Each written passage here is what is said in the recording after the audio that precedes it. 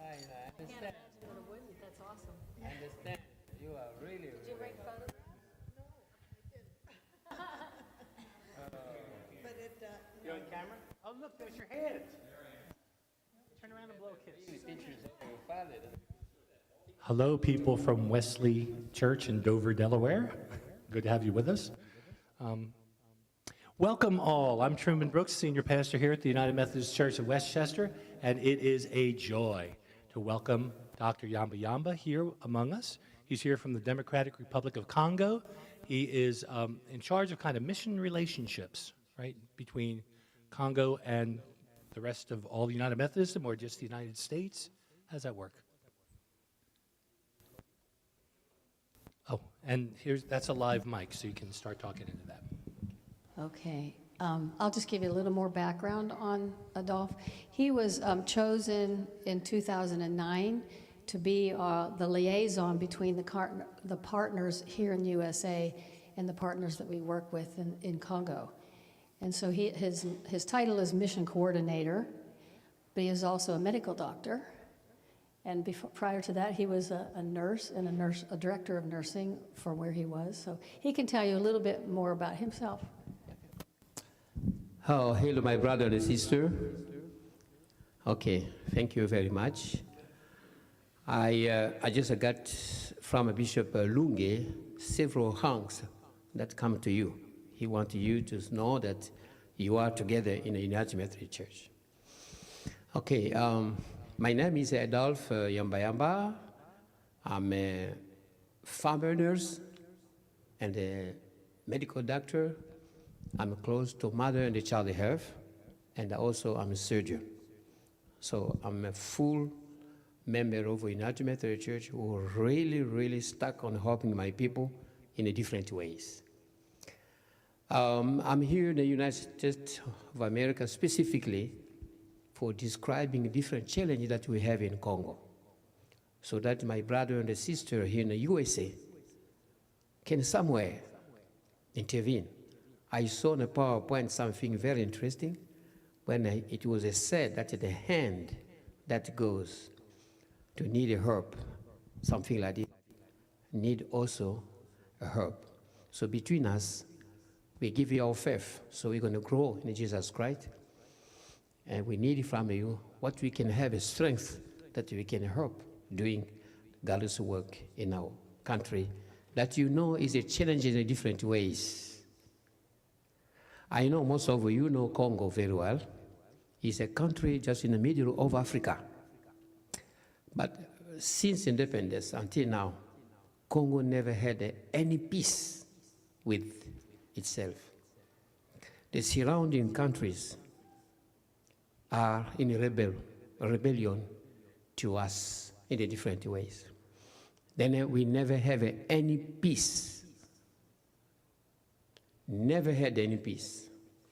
And this brings about several problems that we have.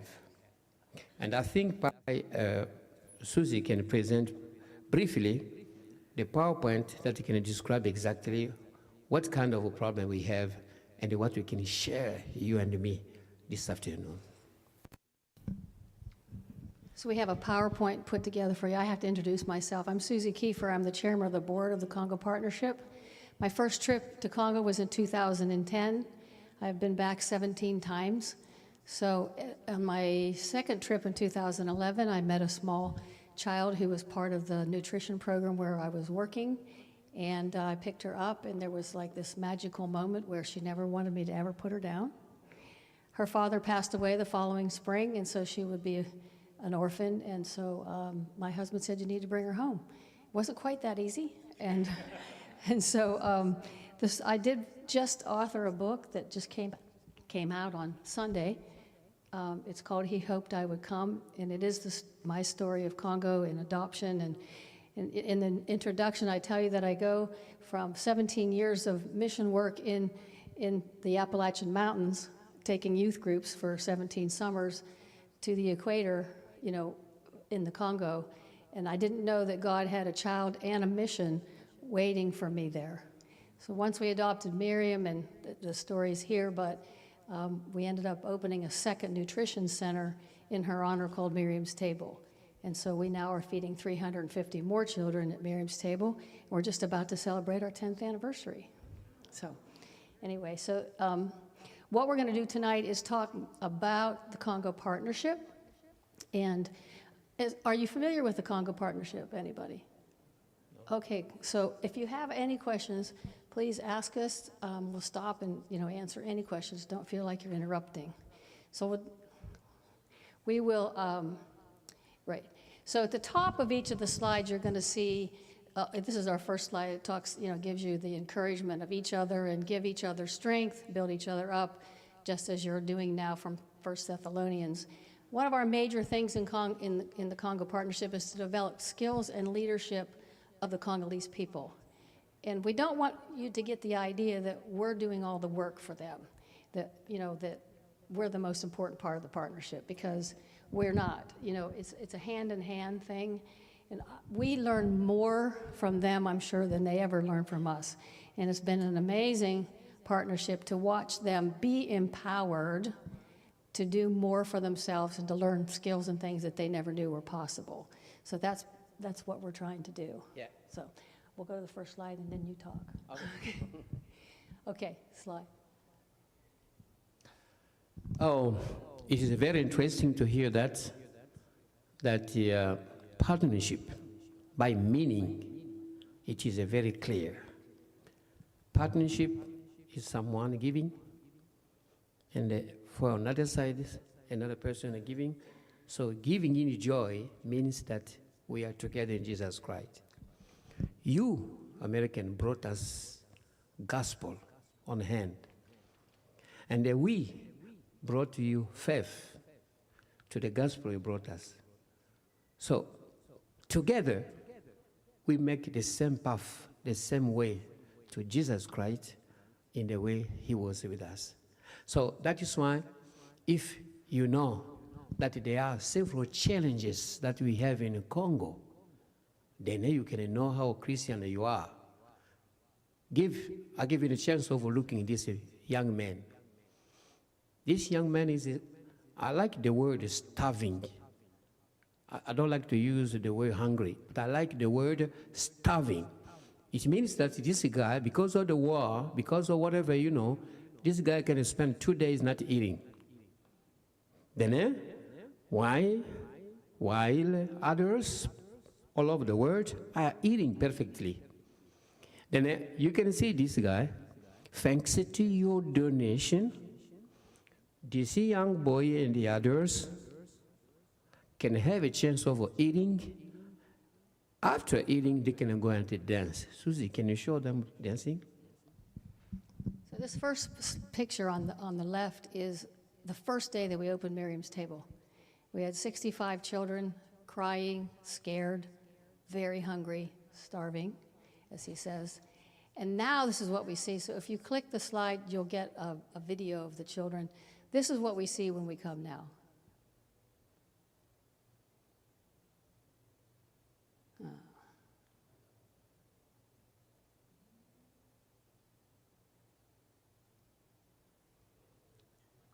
Sure.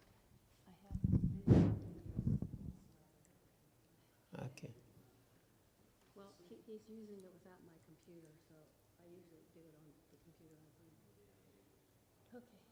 Well, anyway, they play a game, and they're so full of energy. So when we arrive at Miriam's Table, they just run and are jumping and playing and healthy compared to what we saw the first day. Mm-hmm. So it's the nutrition programs that we have are really important.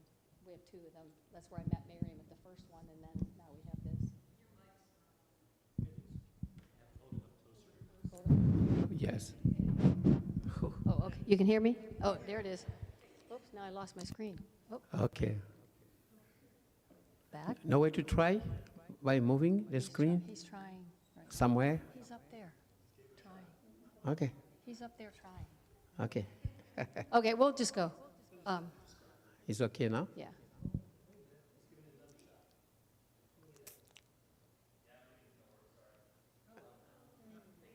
Okay, thank you.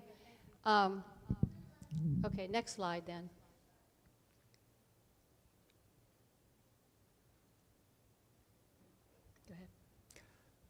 If you can see there, you find the elderly. In our country, the elderly are considered like people who never had a chance of doing anything again. They are almost like forgotten or not considered in our country. And sometimes these people are starving too. They know where to go and eat with joy. United Methodist Church did something with all the elderly over this area to eat. So you can see them there together with the missionary that we have coming in the Congo, specifically Susie and the others. You will see them dancing in joy, but unfortunately, the slide don't work. I don't know. You can see them The with second joy. slide shows them dancing for joy. Yes. The program's awesome for them because not only are they they get to take their food home. They get a bag of fish and a bag of rice, and they take it home, give them several meals.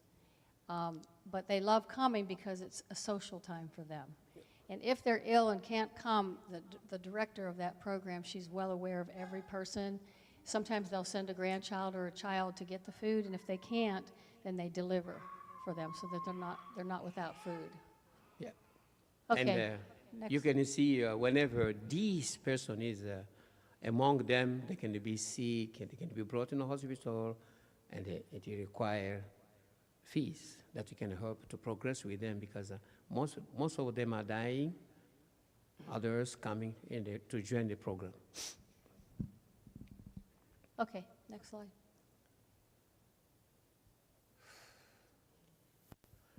Okay, you can see there, I think Susie can explain this young boy, what happened with this young boy, and what was the outcome of what this young boy was.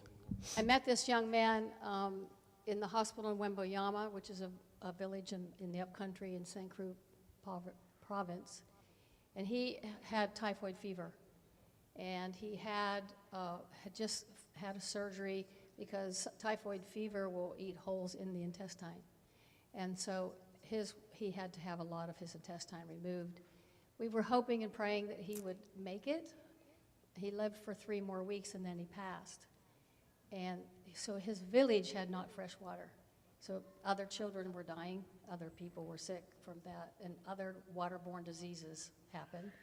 So currently, we have a well being dug there. We had a gift of enough money for his well, for his village, and the well will be in his memory of Renee. So we are now going to soon have 22 freshwater wells that we have drilled there. So there's many villages that need that fresh water because people do die. The video on the side shows Adolph there with putting his First hands day. under the fresh water and drinking at Miriam's table. Oh, it's working. Can you turn a voice up on that? Okay, next slide. Yeah.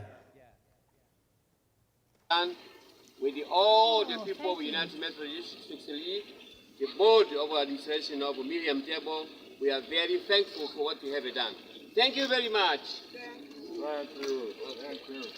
That's the first day when this well produced the water, and it was a big event in a very remote area where water started to be flushed because it is practically impossible for a number of people died because there was going to the river, and this river is polluted.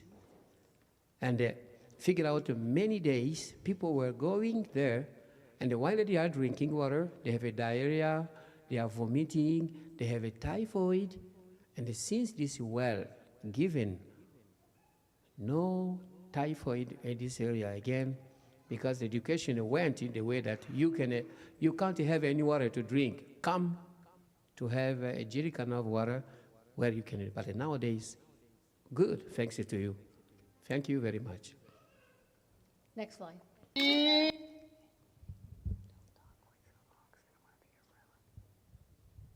This is just it was a short video of what it's like when they're waiting for the water of the day. You know, they come in the mornings and everybody queues up their water jugs to get in line for the well to be the pump for them to carry their water home. So, okay, go ahead. Next slide.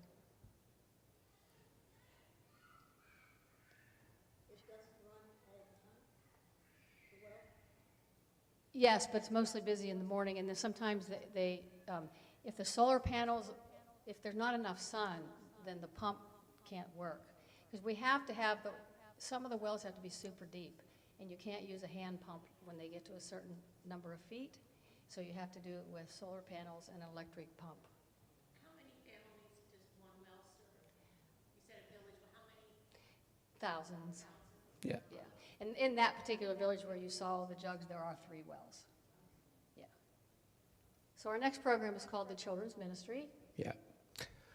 The children ministry called me back when I was coming downstairs. I saw you selling the seeds downstairs, and I have an advertising precising that you can go down to pick some seeds. So Christian education is exactly like seeds. When our family, the children there was a waving around. No one was interested on God's message. But since this program of Christian education came, children are really involved on knowing God. They are starting to talk about Jesus Christ all over in school or everywhere because of the Christian education. So supporting Christian education is another way of helping United Methodist growing with the children together. So we had, in 2013, we had 2 people, a pastor and another lady that went to Yamba, and they chose 3 leaders and 35 children to practice with. And the program now has over 4,000 children being nourished by all kinds of leaders and volunteers. No one receives any pay, but they meet every Wednesday afternoon for an hour and every Sunday afternoon for an hour. And I have visited many different ones. I'm telling you, it's amazing. Every child, when they learn their scriptures, all the children clap and do what they say, bravo, ooh la la, ooh la la, c'est bon. And everybody claps, and so for everybody to do, it's really quite amazing, and the directors that we have for it are just always coming up with ideas. We actually did buy them a projector and a screen, and they have some movies that have been made into their language about Jesus, and so they will put that up, and when they have the battery and a little solar panel, and then they are able to share that movie with the children. It's pretty awesome. This is a video. Will it play? Ah.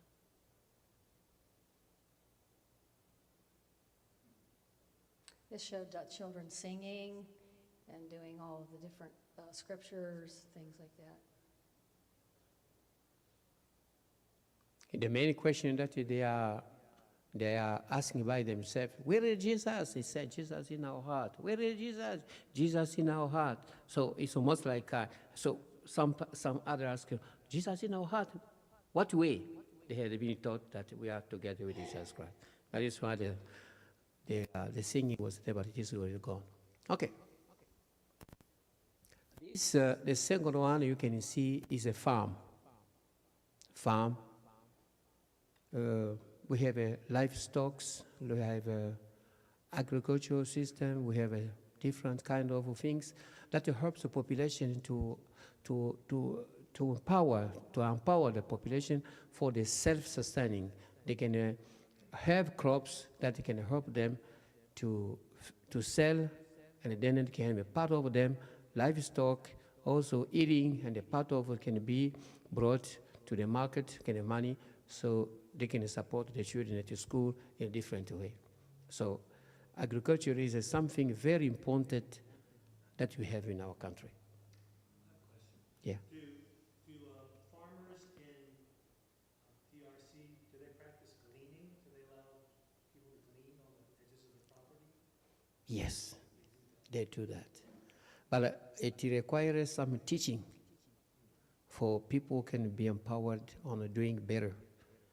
I gave an example. Susie and Jonathan Becker taught people about what to Manure. They didn't realize that they can use manure from their livestock to make their plants grow bigger and be stronger. And Yeah. when that was explained to them, when I was there last summer, they were just thrilled how things had changed once they started doing that.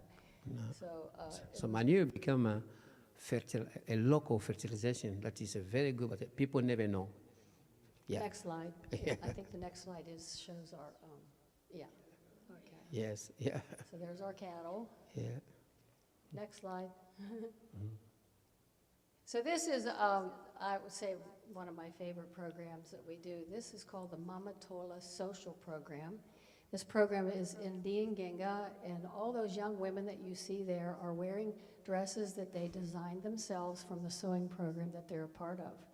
These young women are women who have gotten pregnant at a young age and could not go to school. And so they were not educated, and this program is a 3-year program where they get their education. They have teachers that do the reading and the math.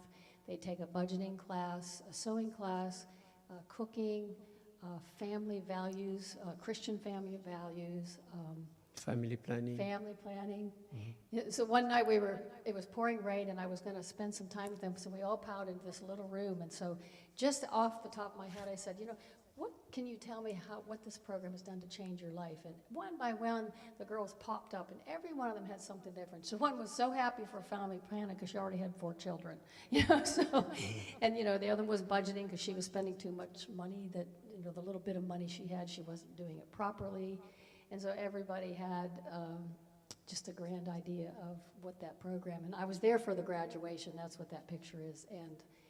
The joy of the families coming when their daughter or wife received their certificate. I mean, there was so much happiness in that room, and dancing and singing. It's an amazing program, and the directors are really, really great.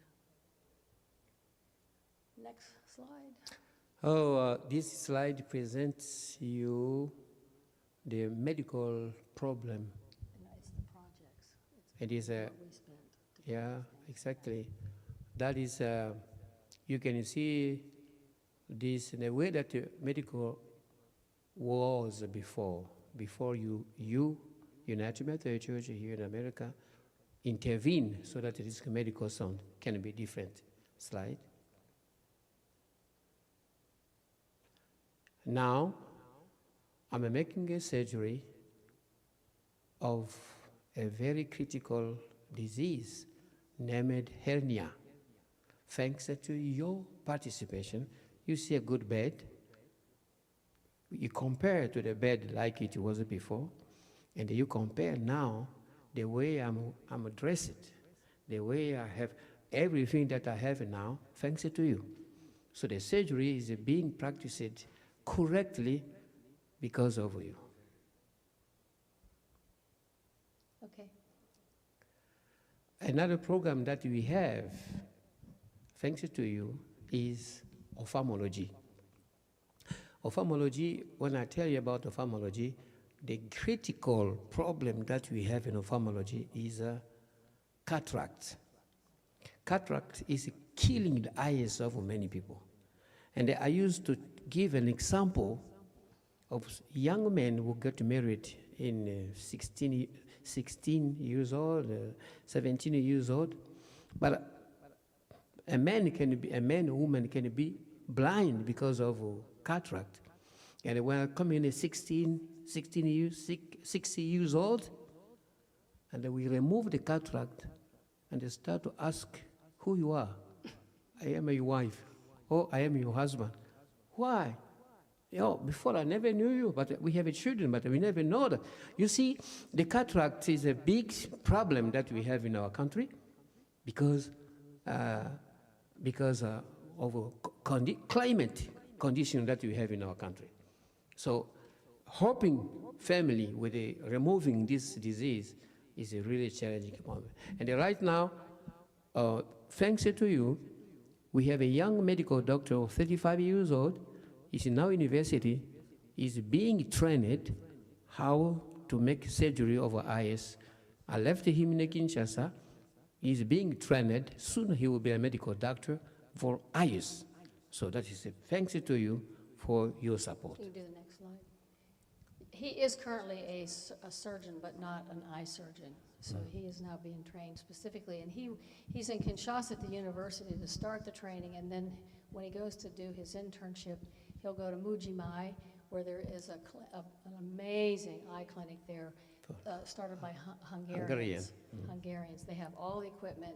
So he will go there to train. And the building you see behind here is Indian Ganga, and it has all the equipment ready and waiting for when he finishes his training.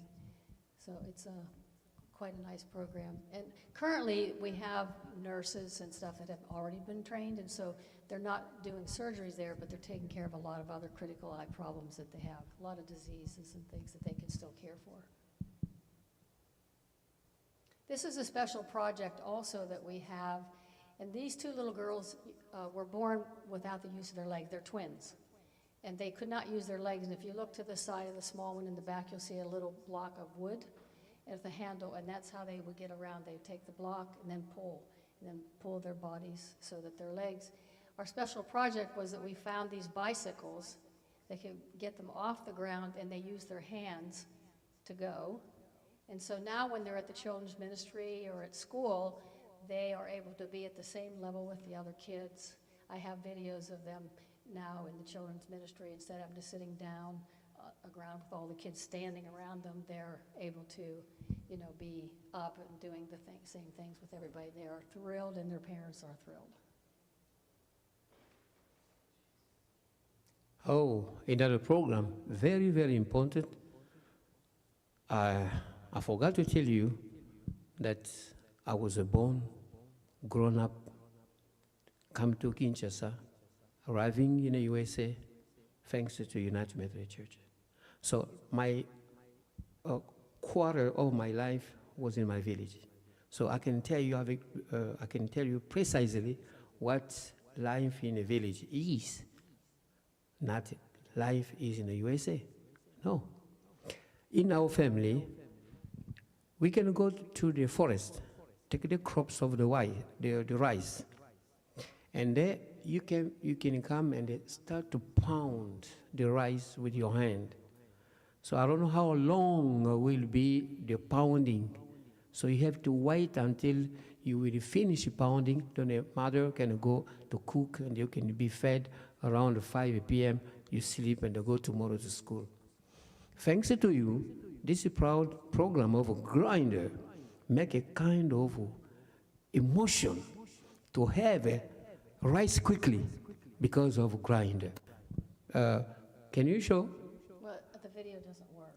Oh, you will see how mothers are queuing to have a chance of having quickly the rice, and they go directly to the kitchen to cook, thanks to you. So the grinder is very important, but we have several villages, but we have only some villages that have a grinder that was given by you. It's a great income for the farm. People will bring all of their things there, pay a small amount of money, and so it's been great income. You can see where she's bending down, the rice is white, the ones that are putting in, so it's separating the shell from the rice to the pure rice there, and then they're using what shoots out the back for animal feed. So it helps them mix that in with their regular food. Yeah. So the partnership is most importantly building relationships. And so the relationships happen, when we get to go there, or when we have a chance to share what's happening with, churches like yours. What I can tell you right now is the Congo Partnership financially has been really suffering.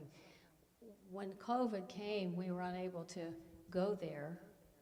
We were also unable to visit churches. The United Methodist annual conference for us was held for 3 years without, being online when it was online. So we weren't getting the income that we got from the offering. We changed, Bishop Johnson was our biggest cheerleader. She's been to Congo, she loved it, she talked about it everywhere she went.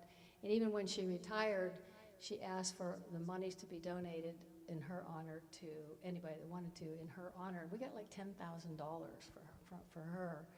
And so now she's gone, and now we're sort of like what the stepchild of, you guys are from New Jersey, right? You have a new, yes, so, yes, and so none of us, even in Pendle, we don't have our own bishop anymore to do that with us. And so Tanzania, I believe, is what they're doing in the New Jersey district. And we're still trying to, be with you all and get things still done. But it's been really hard to get out and get people. Plus, all the upheaval that's been happening the past several years with the exit of many churches has really, our annual conference has 105 less churches in Delaware, so it's been really tough. So we just keep asking. I know God has a plan. I kind of wish he'd give me a little peek into it to let me know. But anyway, I know he has something for us. So we're having this opportunity that he gave us for this week to be able to share. Yeah, exactly. In my village, my mother tongue is a French, so I'm happy to speak a little bit in English. So the first white people that were welcome in my village is this young lady. So figure out, you see the pictures there? We are hanging. So sometimes in our country, when the white people come to you and start to talk with you, it brings such a kind of a hope that someday she can be with you together and help you. So this kind of relationship that we said, this kind of relationship that we are telling you is a kind of a connection all over the world. It means that when you can decide to come and visit people, and probably the way after visiting, you can be heated, you can be feeling that really, if I have something left over at my house, I think it's better to help other people far from America. That is one. There were a couple of programs that we didn't actually have on this slide, but I did want to mention that we do have a trade school in Dianganga for mostly young men. They're learning carpentry skills, machine, car parts, all that kind of thing. But also we have a secondary school called the Mamatola Secondary School, and the church that is joining us online is one of the sponsors for a classroom there. And so they get letters and emails, back and forth as best we can for them. So there are a couple other programs that we didn't have on here. So that's the end of what we have. Anybody have any questions?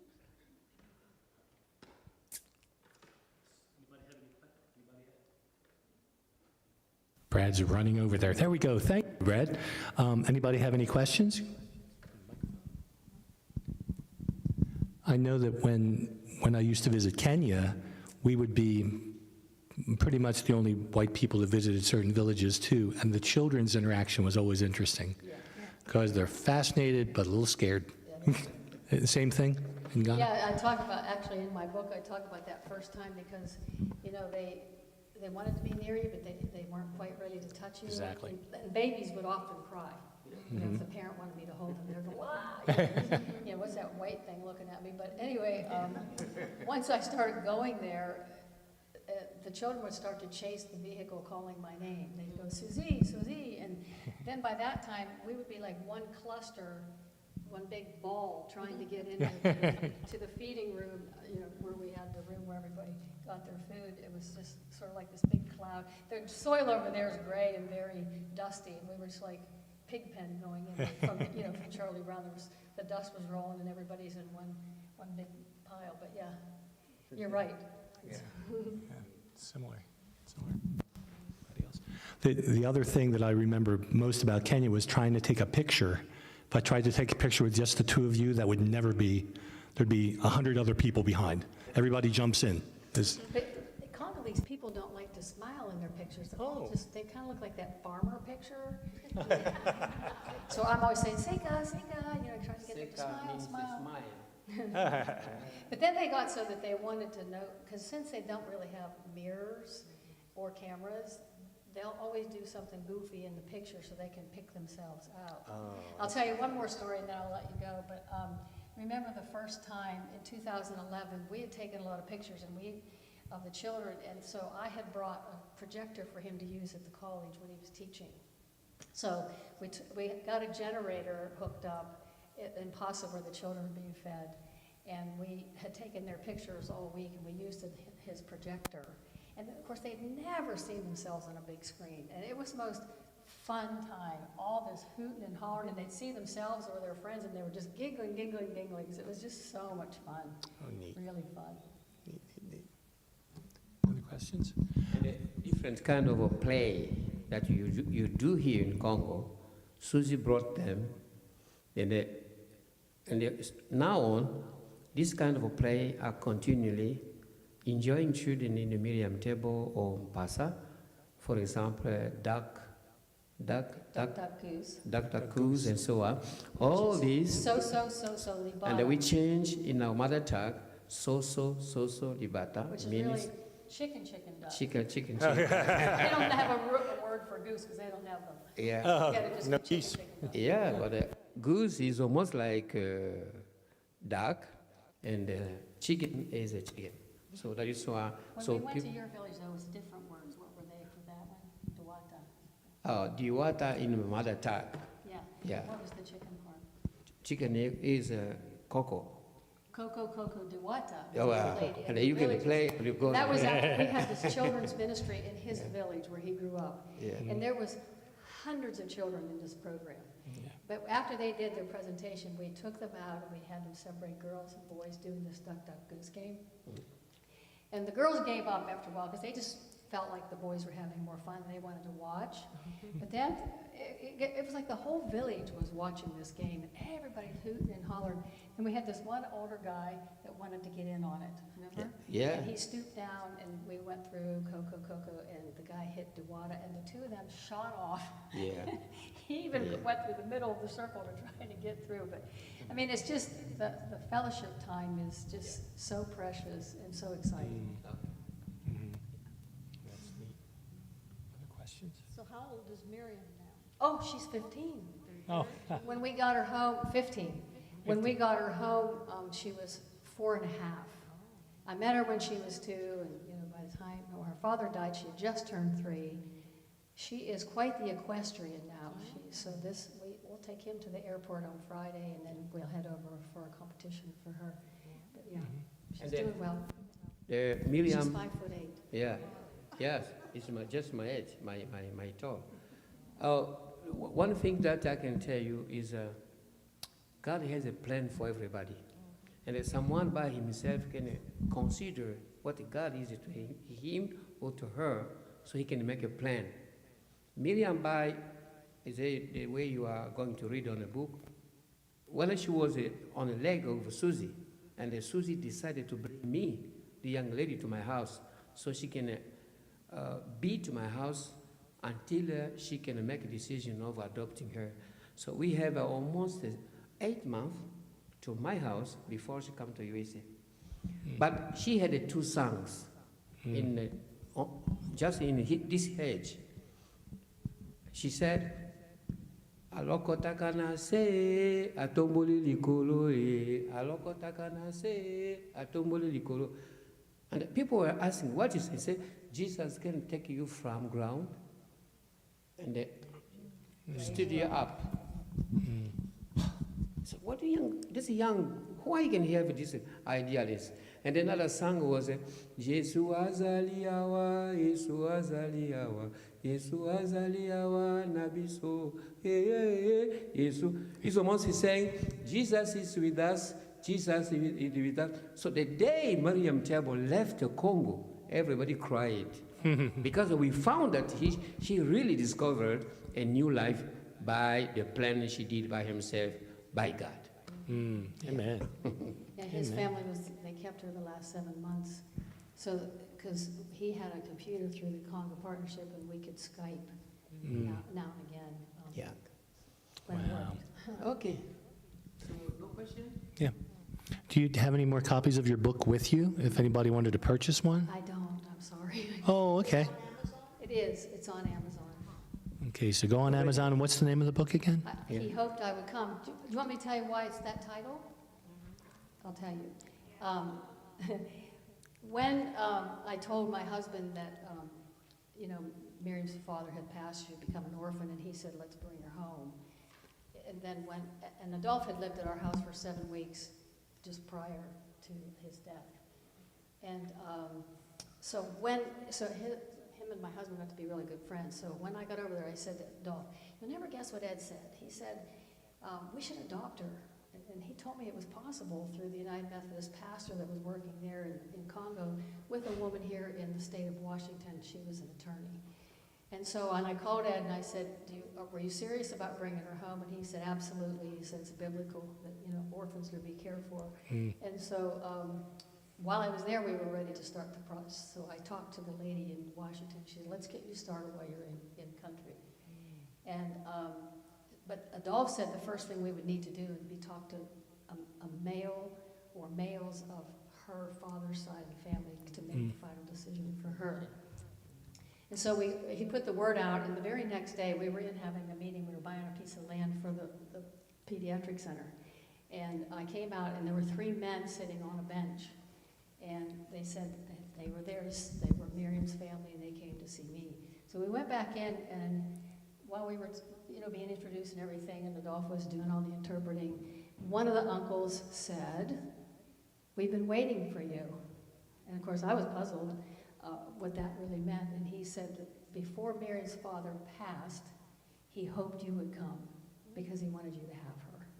And so I left that meeting and I thought, okay, God, just hit me over the side of the head with a baseball bat so that I know that this is exactly what you wanted. And that was the clear moment that I knew that we were to do it and start the process. Neat. That's why the title. Just a quick question. Sure. When you speak of Miriam's father dying, what about Miriam's mother? And I hear you talk about the uncles and how they had some responsibility. Her mother had left the home when Miriam was 9 months old, and so she was what they considered abandoned. Okay. But since that time, Miriam's mother is in her life now. We found her mom, and she came right before Miriam left, and we've become really great friends. And so when Miriam's with me, she goes with us all the time, and she sees her mom, spends time with her, because her mom actually works now at the feeding center where Miriam was. We gave her mom a job so that she'd have an income, and it's been a life-changing for her mom. Oh, neat. And Thank you. the father was 60 years old, and Miriam's mother was 19. So you see the difference. No way for a young lady to support an old man in this way. So that is why she come there, throw the child. Miriam has a brother that was 12 years Shako. Yeah, 12 years older, and Ed and I paid for him to go to school because they have to pay after primary school. And he wasn't going to school when Miriam was there because he was caring for her where their dad worked. And so he just graduated a couple months ago with his master's degree as an electrician. Oh, nice. We're hoping, and he now speaks conversational English, and we hope that he will come home with me when I go in August and spend a couple of weeks in the U.S. Nice. You might remember we did in fact work with the Mpasa projects back when Dawn Taylor Storm was our district superintendent. She had at least a few years in a row of a district project for us to take part in, and we did all 3 years, I think. And one was doing the flooring in one of the surgical rooms, I think. Yes, probably. Yeah, and one was definitely with the ophthalmological clinic, and then one was the solar panels. Yes, because helping we with did that, everything yeah. in tile so that it could be kept clean. Yes. And yeah. even the tile up the walls and everything, so the floor, yes. Yeah, those were district projects of ours. And I hope there will be more of those, because obviously you're doing phenomenal work there, and we want to keep up supporting you. You had mentioned that Dr. Yamba might like a T-shirt from a shirt from Westchester. So this is for you. Oh, this whole thing's for you, by the way. Here we go. Thank you very much. Now, you can hold it up. If you want a smaller size, I can get it, but I think that's pretty good. There you go. If you ask me, I can remove it. And a little water bottle to take home with you, Okay. and a pen, and a bag. You can put it all in there. Yeah. Yeah, there you go. Thank you. And we'll order books for everybody in the room, she said. I just heard her say that. She's right on Amazon right now. Yeah. A very good story. Could we have a hand for our guests? Thank you so much for all you've done tonight. God bless. Okay, thank you. Okay. Thank you all for coming. Thank you very much. You can come up and make personal comments if you want. Shake some hands. Oh, boy. You are very welcome. Thank you, Brad. Thank you, Brad.